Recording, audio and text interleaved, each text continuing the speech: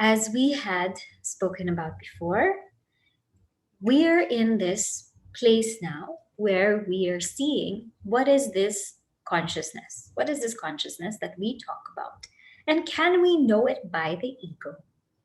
So we can know the nature of consciousness by the ego, but we cannot know consciousness per se by the ego, because consciousness is that which illumines the ego. So we can know through this ego, through the scriptures and through the teacher, that there is something. There is something that's pure consciousness. There is this Atma that we can know through this very ego. But can we illumine consciousness? No. Is it an object of our cognition? No, because it's that which illumines us. It's that which gives life to us. It is like if you have a flashlight. If you have a flashlight, let's say there's a storm coming and everything goes dark. And so you have a flashlight or a torch and you put the battery in there. And when you put the battery in there, you turn it on. And with that flashlight, you can see everything. You can see everything in the dark. You can see your chairs, your tables, your bed, everything you can see with that flashlight. But the thing with that flashlight is it's powered by the battery. It's powered by the battery, and the flashlight will never be able to see its own battery. Isn't it? The flashlight cannot see its own battery, but the battery enables the flashlight to see every single thing. In the same way that pure consciousness is like the battery, it enables the mind to see every single thing in the world, to experience everything in the world.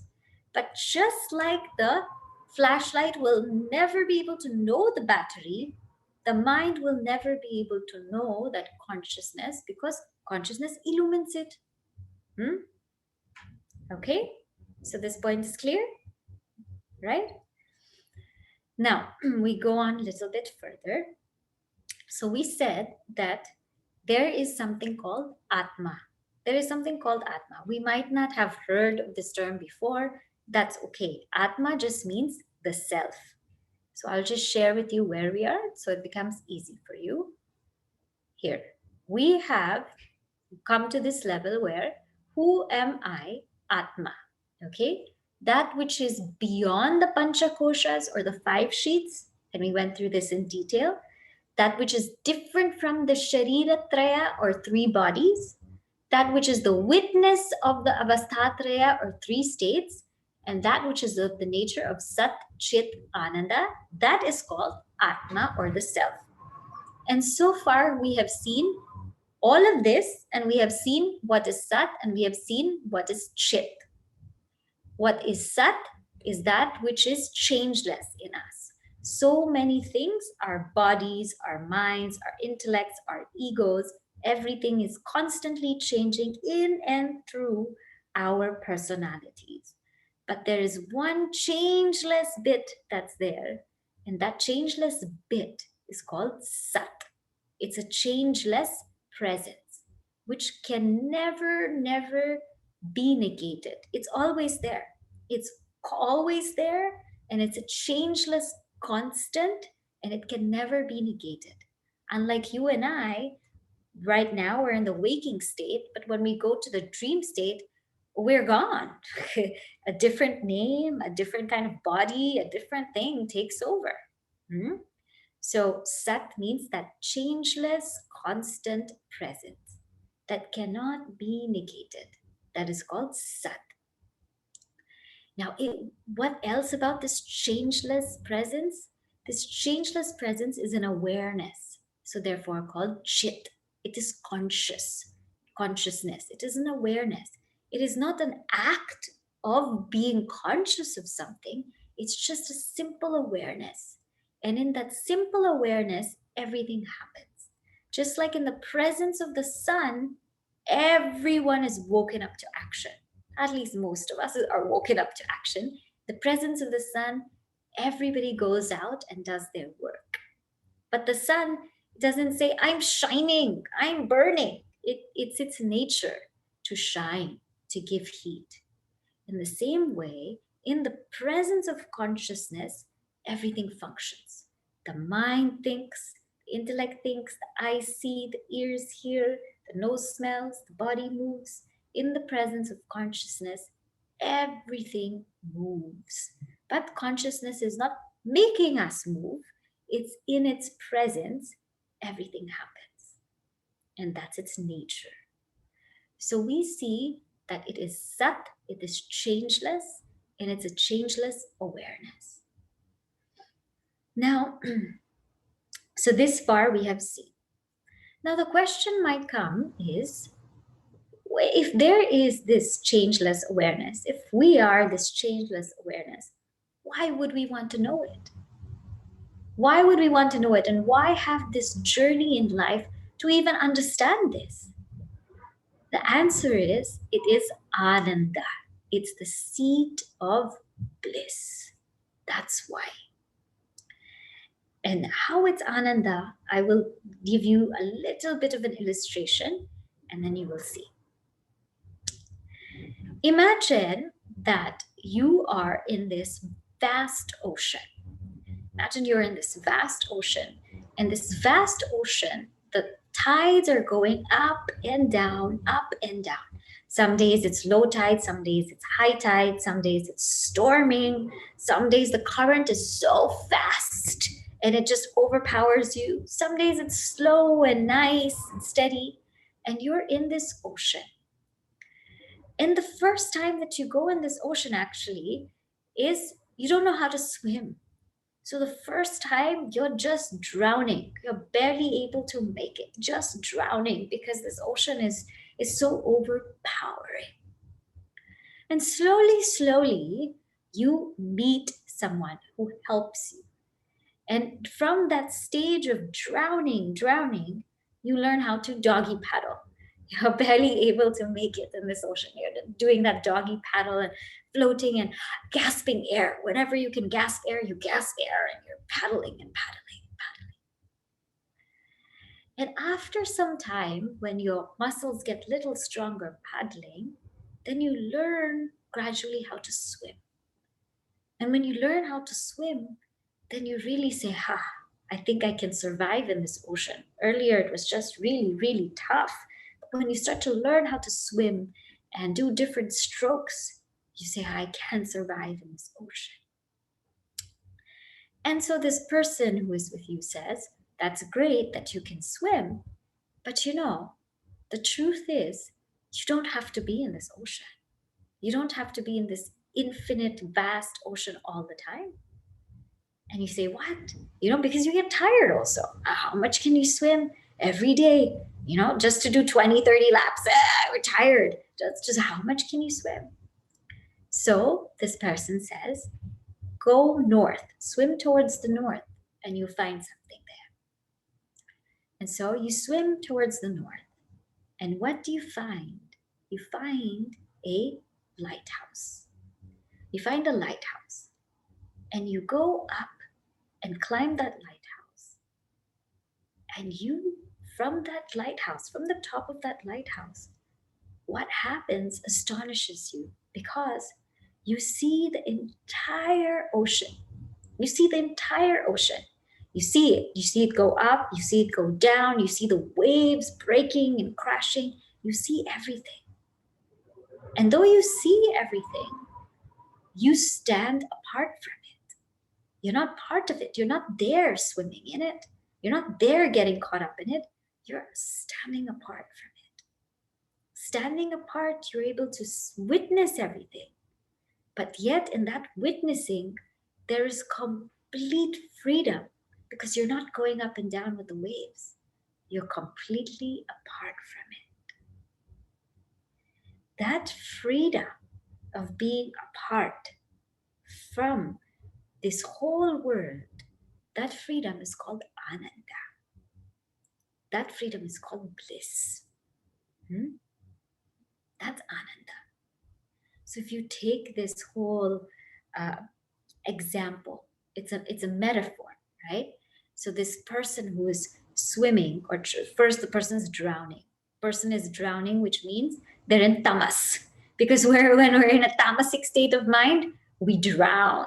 We drown. We're not even able to make it up. Then this person starts to doggy paddle. And that state of mind is rajasic, right? Because you're gasping for breath. You're going here, you're going there, you're putting so much effort in the world, but you're just not getting anywhere. This is called the rajasic state of mind. They're moving and moving and moving, but not getting anywhere. Finally, the person learns how to swim. And this is a sattvic state of mind. Learning how to swim in the tides of the world, whether they go up, whether they go down, learning to adjust the strokes accordingly. That is a sattvic mind. And that person will have a lot of peace. And all our yogas, karma yoga, bhakti yoga, all karma yoga, bhakti yoga, raja yoga, all of that, they teach us how to be good swimmers. All the self-help books, they teach us how to be good swimmers. They teach us how to deal with life, be adaptable, be flexible. These are very great things and tips and tricks. But there's an even deeper sense of freedom, which is beyond sattva. Beyond sattva is when you realize that you don't have to go in and identify with this whole samsara and swim up and down. You can stand apart and just witness it. And that is called knowledge. That is jnana yoga. That is ananda. That is true bliss. When you know that you are this changeless awareness which stands apart from everything that's happening around me. So why get affected by it? Huh? And this ananda is something that's so dear because it's permanent. It's not going to go anywhere. It's permanent because it's your very nature. It's not like this kind of happiness that we experience in the world wherein, we get something that we like, and then after a few minutes, again, we're thinking about how to be happy. I just had a great, great dinner. Now I want some dessert. Then I had some dessert. Now the dessert was bitter, so I want something sweeter. And then I want coffee. And constantly, we engage in the world. We get what we want. We don't get what we want. And then we want more. And so it's always like we're trying for more and trying for more and trying for more. And there's a sense of temporariness. This kind of ananda that I'm talking about is a permanent one. It's a permanent one because it's your nature. That's why it's permanent. It's always there with you. You just have to access it. That's all. And being that it's our nature, it's effortless because it's you. Not like in the world when we want to be happy in the world, how much effort we have to put to go, to get a career, to make money, to get a house, to mortgage, get insurance, get a car, get this. So much effort we have to put. And that effort we put is just for like a spark of happiness. We just get a spark, a little thing here. This ananda is something that is completely effortless because it's you. You don't have to do anything. You just have to tune into it. There's a very nice Subhashita we saw in Gayatri Mantra, but it applies to this also, that in the sky, when we see a firefly, we think, how cool, firefly. In the night when we see firefly, we think, how cool. And then when we see a full moon in the sky, we think how beautiful, how amazing it looks. But when the sun shines in the morning, where is the full moon and where is the firefly? Their light is incomparable. In the same way, in the world, in the material world, we are getting fireflies and moons of happiness. And we think, how amazing. But when we're able to access this bliss, it is like the full-blown sunshine. That bliss is incomparable to all these little things. That is called ananda.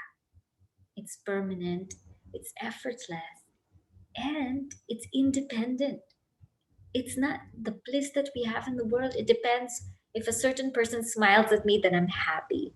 If I get the kind of food I like, then I'm happy. If if the pandemic is over, then I'm happy. If I get my vaccine, I'm happy. It's so dependent on other factors. This ananda is independent. It doesn't depend on anybody, on anything. Wherever I want, whenever I want, I am at bliss, because that's my very nature. And it is for this reason that the scriptures ask us to inquire who you are to get access to this seat of bliss, because it's within you. This is Sat, this is Chit, and this is Ananda. Okay? Now I will pause here for one moment. So, Sat, Chit, Ananda. Now, if this is our nature, what is the issue? What is the issue? I mean, is the body the issue? Is the mind the issue? Should we get rid of the body, mind? What should we do? So, here, now let us see this. I will share this with you. The issue is very simple. This is the not self. We have seen the 5 sheets. We have seen is the not self. The 3 bodies is the not self. And the 3 states is the not self. These are all the not self. Now, one who identifies with the not self is what we call Jiva. Okay? So when you take, or I take, all of this to be me, that's called Jiva. That's the swimmer. That's the person who's swimming in the waves. That which is ever identified with the not self is called Atman, or the lighthouse. So remember that I'll come to that point. So very, very simple. We have the 3 bodies, the 5 sheets, 3 states, all of them, they're not a problem. No issue whatsoever. But when we identify with them, we are called Jiva, the individual, the ego, samsari. When we understand that we are ever unidentified with them, that is Atma. And the more, how much sorrow we have in life depends on how much we identify. How much we identify. So if my body is in pain, how much sorrow will I have? The more I identify with my body, the more I say, oh, my body's in pain, and I want everybody to look at me. Look, my body's in pain. Why aren't you calling me? My body's in pain. You don't love me. My body's in pain. The more I do that, the more my body will be in pain. But the more I disidentify and say it's the body, it has to do whatever it has to do, and I am not it, then I will not feel that sorrow. I will not feel that pain. This kind of thing we can see in children. In Viveka Chudamani, Adi Shankaracharya ji brings a very brilliant example. He says that, imagine a child who is so engrossed in their play, engrossed in their toys, now in their iPads or video games. They're so engrossed in it, right? And let's say it's lunchtime, and the mother is saying, it's lunchtime, it's lunchtime. The child doesn't even know, sometimes cannot even hear, because they're so engrossed in their play that they cannot even hear their mother. They cannot even understand that their mother is calling them. They're just so in the zone. They cannot, they even if they're hungry, their sense of hunger vanishes. Even if they're thirsty, their sense of thirst vanishes. It just goes because they're so much in the zone.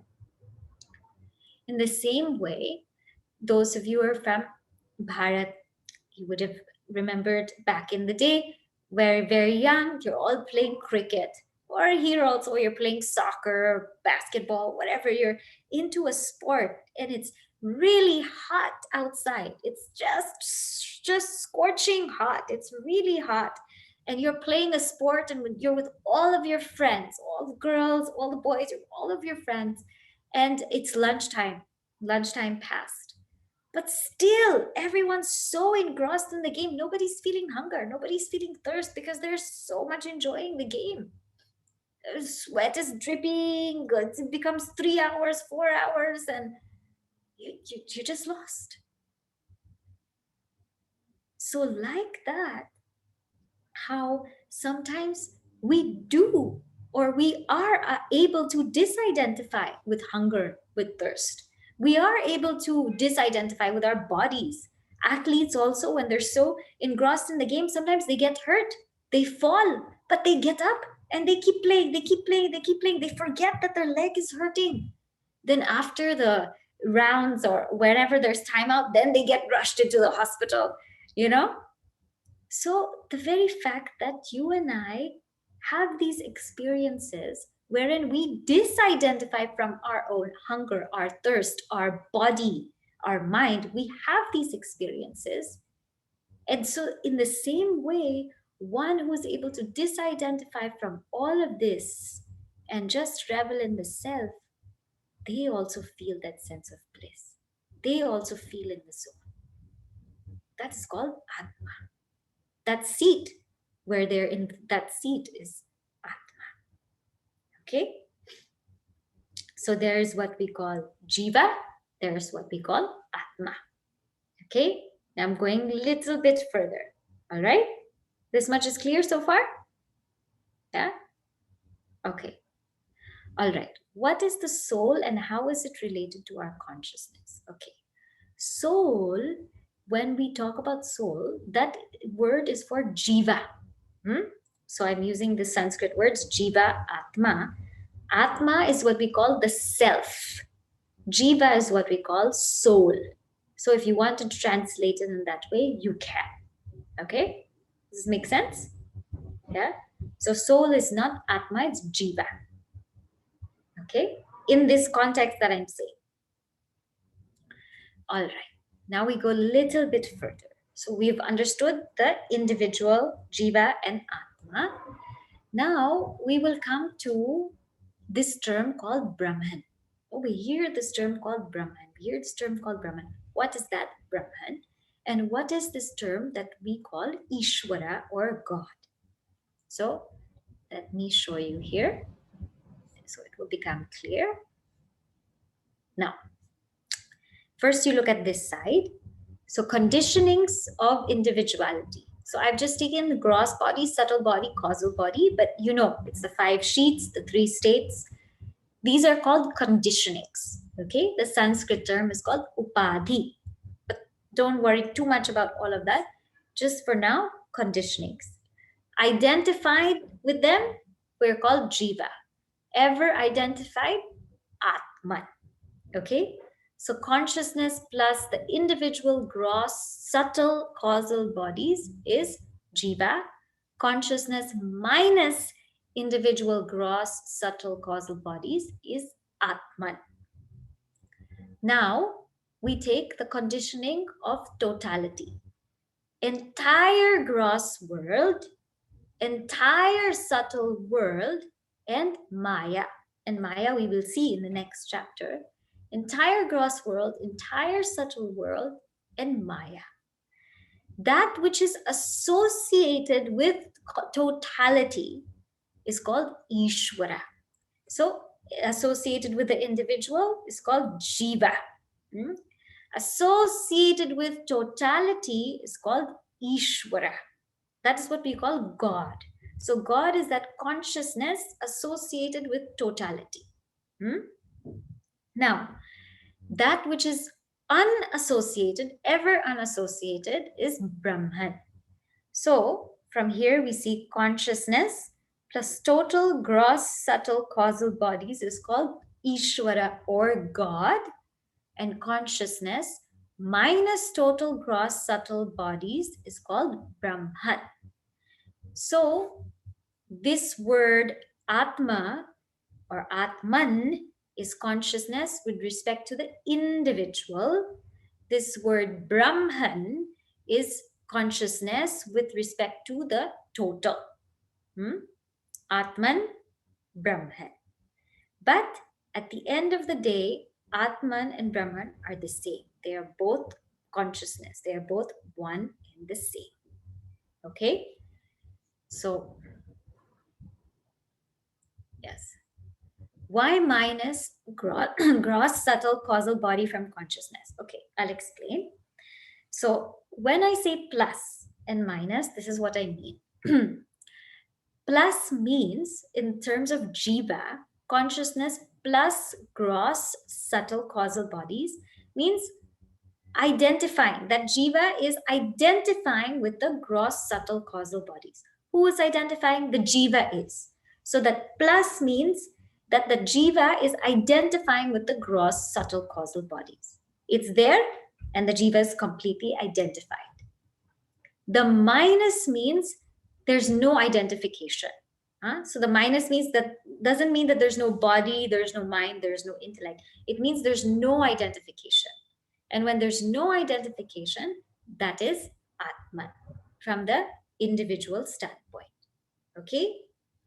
Now, in terms of Isvara or God, that plus means associating. I'm using this word associating because in God there is no ignorance. God, remember when we talked about Maya way back, Jiva is a slave of Maya, Maya Dasa. Ishvara is the Lord of Maya, Maya Pati. So it's that Ishvara associating with the gross, subtle, causal bodies. That is what the plus sign means. And that Ishvara, unidentified with the gross, subtle, causal bodies in its pure form, is called Brahman. That's what the plus and minus means. Okay, so far? Yeah? Okay. Going now one level, little deeper. I know this is a lot. I think you rewatch this one also. And okay, why is this important? Because that's the whole message of Vedanta. The whole message of Vedanta is this Atma, this consciousness within me is the same as the consciousness in the whole world. And that is the bliss. When one realizes that, they have access to that seat of bliss. How does this realization take place? In our scriptures, we have what is called Mahavakya.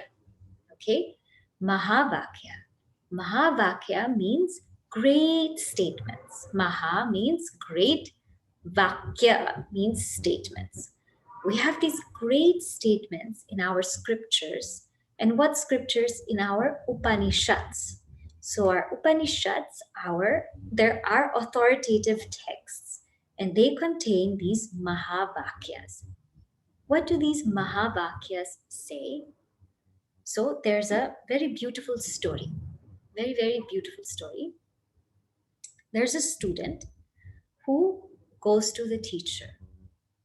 And this student is, assuming the student has prepared himself or herself, and that preparation work, we will do it in another class. We will just focus on Mahavakya. The student goes to the teacher, and the teacher tells the student, Prajnanam Brahma. So the first thing the teacher tells the student is, consciousness is Brahman. Prajnanam Brahma. So the student carefully listens to this statement, reflects upon it, and contemplates on it, that consciousness is really that Brahman. So if I want to know what Brahman is, it is pure consciousness. So the student starts to inquire, what is this consciousness? Then the teacher says, listen, that Brahman, that consciousness, it's not outside of you. He gives the second Mahavakya, which is Tattvam Asi. You are that. Don't look outside. Don't look outside for some consciousness, for some awareness, for some anything. You are that. Tattvam Asi. And the student says, I am consciousness? How am I consciousness? How could that be possible? So the student again sits and contemplates, how am I consciousness? And then the student says, wow, there in me, there is this I that is unchanging. There is this I that's an awareness. That must be consciousness. And so the student himself or herself says, Aham Brahmasmi, the third Mahavakya. I am Brahman. I am that. I am Brahman. I've realized it. I've understood it. I am Brahman. And once the student realizes this, then in their lives, what they establish themselves upon is, I am Atma Brahma. Means this Atman, this awareness within me is that awareness in the whole entire world. And that is the culmination of realization. When we are able to fully listen, fully reflect, fully abide in that, that is called realization. I am Atma Brahma. But of course, before we get to all of that, we will first start from Atma. Now I'm just showing you the whole roadmap so that you can see how far it can actually go. But the main thing we need to focus on now is to first try and understand, how is it that we are really Atma? How is it that we are really pure consciousness? Okay, now I will pause. So now someone might ask, I got this knowledge that I am Brahman, I am Atma. How do we make decisions for our families, right? You see, here, when we know that we are that self, actually some people feel like, how will your family life be when you realize that you are pure awareness, you are your pure consciousness? Means, will you be ever so detached, ever so not caring about anything? Actually, on the contrary, one will have a lot more clarity. And I'll tell you why.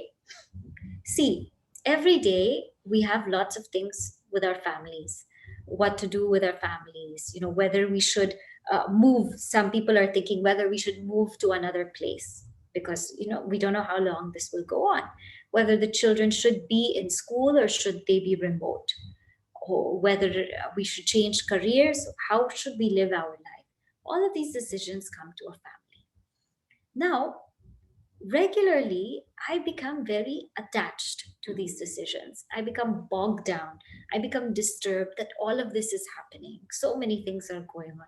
Questions I will ask is, why me? Why now? How come my family has to go through it? Why this hardship? And I won't be able to see the whole view of the decision. Sometimes I will make a decision because although it appears very selfless, it's actually for my benefit. I just feel like I really want to do that. But with this knowledge that I am actually the pure self, we become very calm, we become very clear, and we understand that all of these things are happening. They're all happening, and a decision has to be made. Now, that decision, which is going to be made from the standpoint that I am pure awareness, that decision which is to be made will only have one thing in mind. How will everyone best evolve from this decision? How can I make sure that everyone grows from this, everyone becomes better, everyone turns inward? How can I make sure that that happens? That's my only agenda. I'm not going to have any other agenda that I want to do this or I want that to happen, nor am I going to be bogged down by it. Because standing apart from it, I can see the whole picture. And the whole point of life is to evolve. So the decisions that I will take will be based on how can everyone best evolve from this. That's how one will make decisions, as opposed to how we make decisions otherwise. Okay. Now, so the whole purpose of spirituality is to come to this Mahavakya, to come to this great statement. So I had said it is something that we find in our Upanishads, What makes it so, so great? Number one, this Mahavakya, those that I told you, I've mentioned four, but we actually have a lot of Mahavakyas. This Mahavakya is the central theme of the Upanishads. So everything that we are studying, everything that we are doing is just to prepare us to get to this Mahavakya. It's a central teaching. Number two, this Mahavakya bestows on us the greatest fruit, which is moksha, which is liberation. So anyone who actually understands this and abides by this is completely free. Actually, now we are completely free, but we don't realize it. So anyone who realizes that they were always free to begin with. Number three, this is the greatest teaching that the teacher gives the student. And great minds have reflected upon it. And number four, this is the teaching that ties all of our texts together. The central message of the Bhagavad Gita is Tattvamasi. You are that. The central message of all of the Upanishads is this Mahavakya. All of these texts that we would study to prepare us to absorb or to understand the Upanishads are also leading towards the Mahavakya. So this is why this statement is so great. Now I'm going to just put the whole thing together for us, and then we will just spend some time in quietude, just taking it in. Okay? So where did we start? How does this whole journey, we just look at this whole journey, how does it start? A seeker comes to the guru and asks for upadesha, teaching. And this is after the seeker has prepared himself or herself, which, as I told you, will be in another chapter. And the guru will give them what is called the teaching of Vedanta. Vedanta also means Upanishad, the same thing. And first, the guru will give them the teaching of the not self. Why first the not self? Because it's easier for us to understand the not self. We understand it every day, naturally. We feel we're the body, we feel we're the mind, we feel we're the ego. So it's easier. So the teacher will always give first the teaching of the not self. Then slowly, the teacher will say, you understand what is the not self? The three bodies, the three states, the five sheets. Do you understand the not self? You understand why that's the not self? Now understand the self. The teacher will say, this is the self. That changeless, sat, awareness, chit, and bliss, infinitude, ananda. That changeless, that awareness, that bliss, that is called the self. And the teacher says, why should you know the self? Because it is the seat of bliss, knowing which one will be completely fulfilled. Then what happens is the student starts to reflect, and dwell upon the teaching. And the student starts to understand that when one identifies with all of these bodies, with all of these sheets, that is called the Jiva or the ego. But that Atman is ever unidentified with it in the individual realm. In the total realm, Isvara is the one associated with all the total bodies in the whole creation, and ever unidentified, that Isvara is Brahman. So the student understands this much, reflects upon this, dwells on it, and then is able to realize that they are in fact that truth. And once the student realizes that, it's not that they have just become free that very moment, they realize that they were always free to begin with. They were always free to begin with. They just didn't know it. It's like those keys that were in your pocket, and you looked all over the house for the keys, all over the house for the keys, because you didn't know where it was. And even if the keys were in your pocket the whole time, you just still felt so sad, so depressed, so anxious. Where are my keys? Where are my keys? Where are my keys? Where are my keys? And then your partner, who is Guru, says, check your pocket. And you take it out and you say, my keys are there. The same way, Atman is always accessible. It's always there. But we're looking, where is happiness? Where is happiness? Is it in this car? Is it in this place? Is it in this job? And we become so anxious. We become so worried. Is it here? Is it there? Is it there? Then the Guru will say, hey, look within. And then when you look within, you say, yeah, that's where it is. So it's always there. It's always accessible. All we have to do is turn within. That's it. That's all. But that turning within, no, sometimes that can take lifetimes. Such a subtle thing. And that's why all of these, purification of the mind, all of this satsang, that's why all of this is necessary.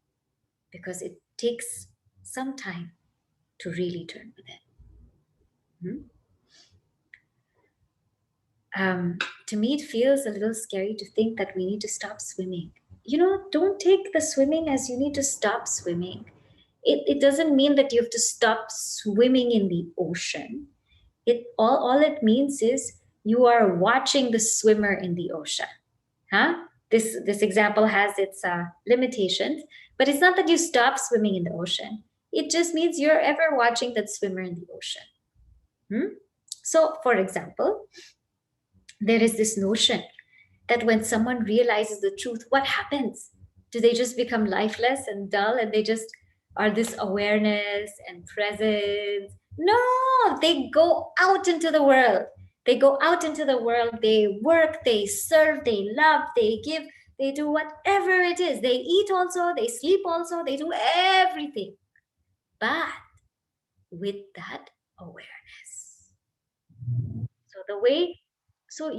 Some people will ask, how is a realized person, how are they different from a regular person?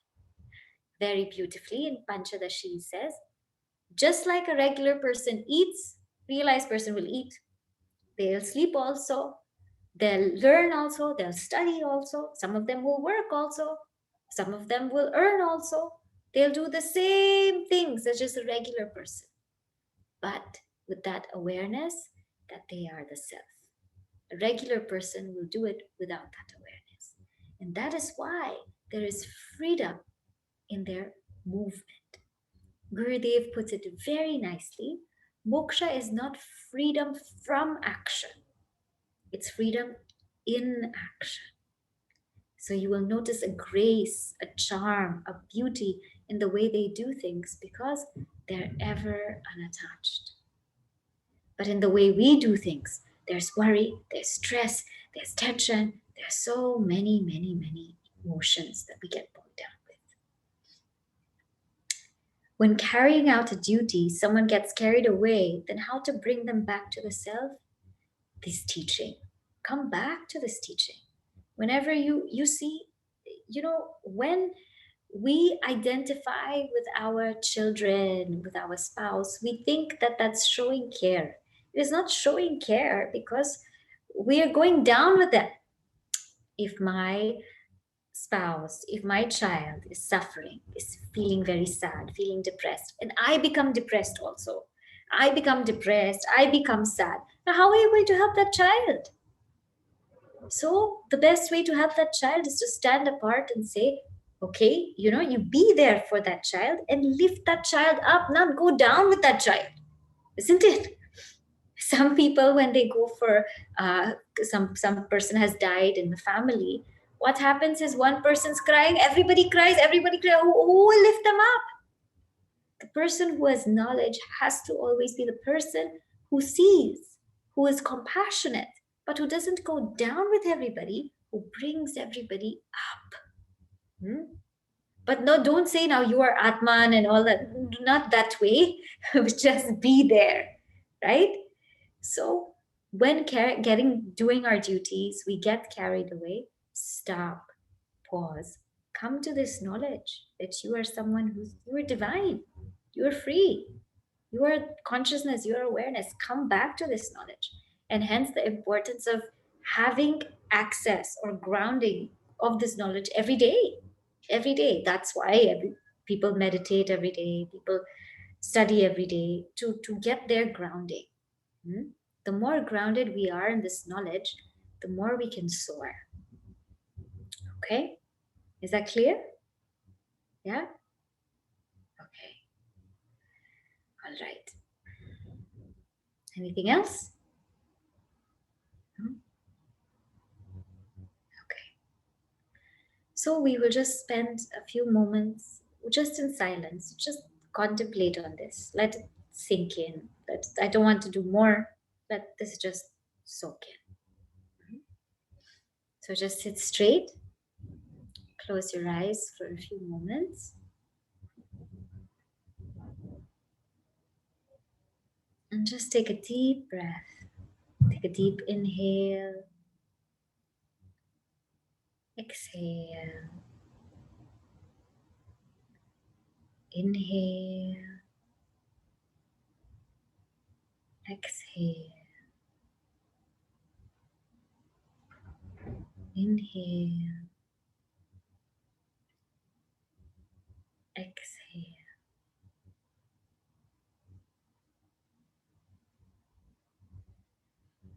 Manobodhyahankar chittani naham na cha shrotra jihve na cha krana netre na cha vyoma bhumir na tejo na vayu Chidanandarupah Shivoham Shivoham Chidanandarupah Shivoham Shivoham. I'm not the mind, not the intellect, not the ego,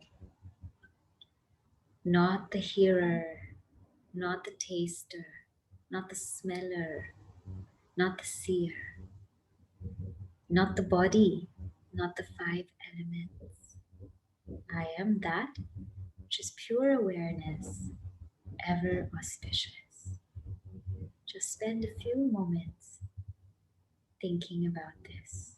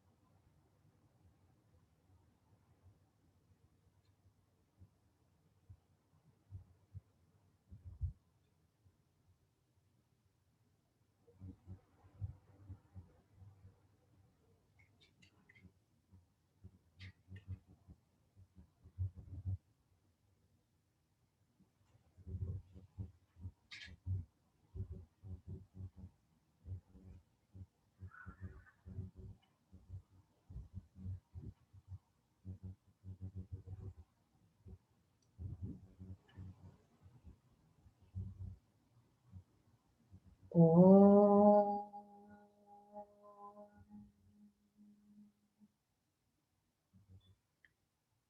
Shanti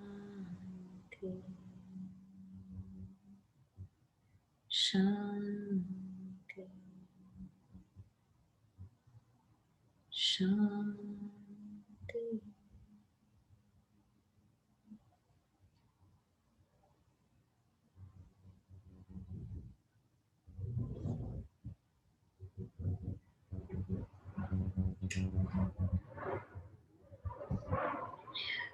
Whenever you're ready, you can open your eyes. So when you get a chance, you sit quietly, just think about all of this, think about what it means, and just reflect upon it. That's all. This is a very, whatever we've covered in the past, maybe 3 classes or so, are very important things to know. So just keep thinking about it. Right? Next week we won't have class. I will see you the week after. Then we move on. Hari Om.